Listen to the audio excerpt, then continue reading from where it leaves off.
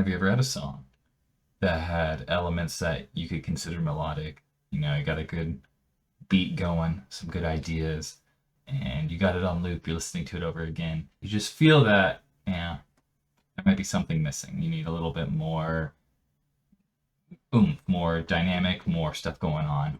Well, I have a track that is like that right here.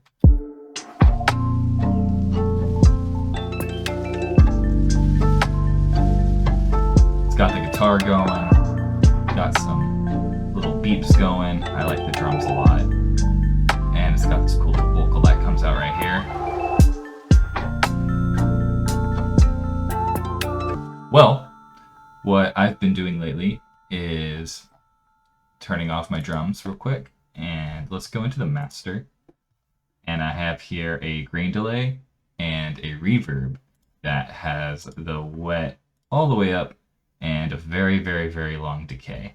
So just turning on the grain delay, some stuff, turn down everything. So let's turn everything off, kind of.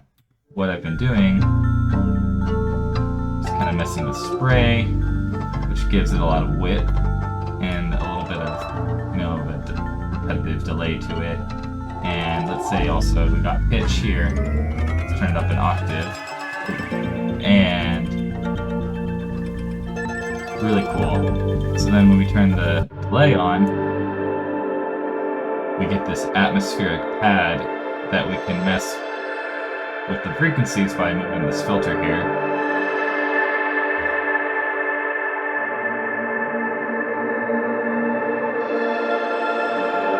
Let's say there's a couple elements we don't want. Turn up the spray.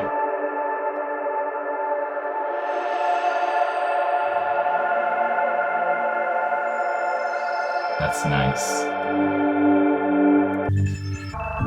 So what we can do is go ahead and add an audio track, and let's take the master here and route it through so that if we hit record and we start recording stuff, it's going to be everything playing through the master.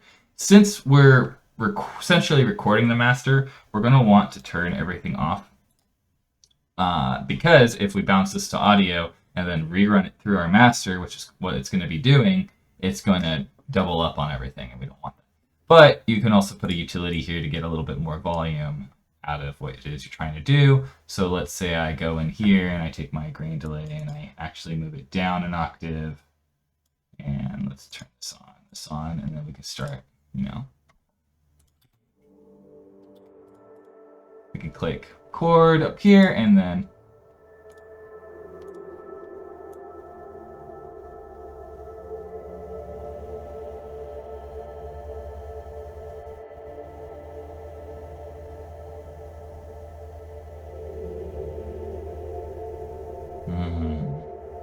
so zen. And then we can start pulling back the wet.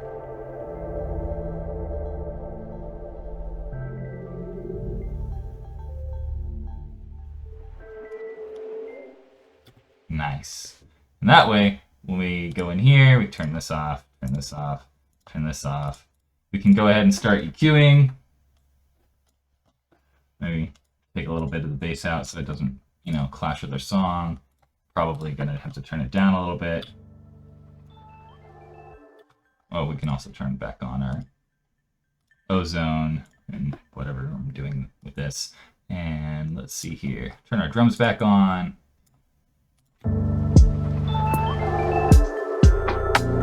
That is way too loud.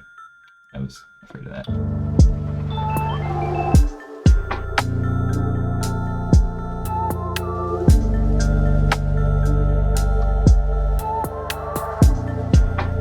You know, you can make this 4 apart, or you can just find your favorite bits and, you know, have a sweep come in at certain parts.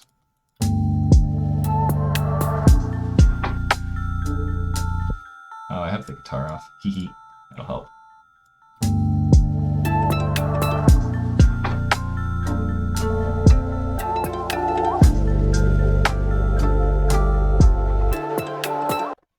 So yeah, This just adds a lot of interest to your song by creating this cool pad that you can mix and morph with. You can do all sorts of things with the EQ. You can throw a bandpass on it and have it wobble. You can record different sections, and I've noticed like there's parts of my song, like this section right here, that I really like.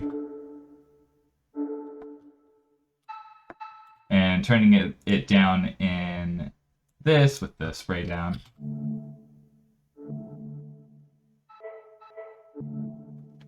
Creates cool effects with your different elements. So you can go to each element of your song and create little variations and then throw the reverb on.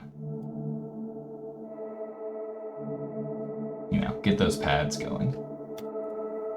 So yeah, that's gonna wrap up one of the techniques I've been using to come up with cool little sweeps and pads to really fill out a song. I think that it adds a lot of interest. I think when elements are morphing and you introduce really complex sounds that have lots of elements mixed in and blended in together, it kind of takes your song a little bit to the next level.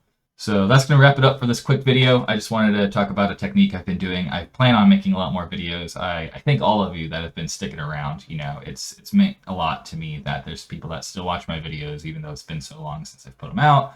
And I'm going to kind of get back on that. So if you're watching this now, go ahead and check out my Patreon if you want to support me. There's still a bunch of stuff on there from all my past videos. Still really cheap, a few bucks. You can get a bunch of presets. I'm going to start throwing, you know, project files and other things on there pretty soon. So look forward to that.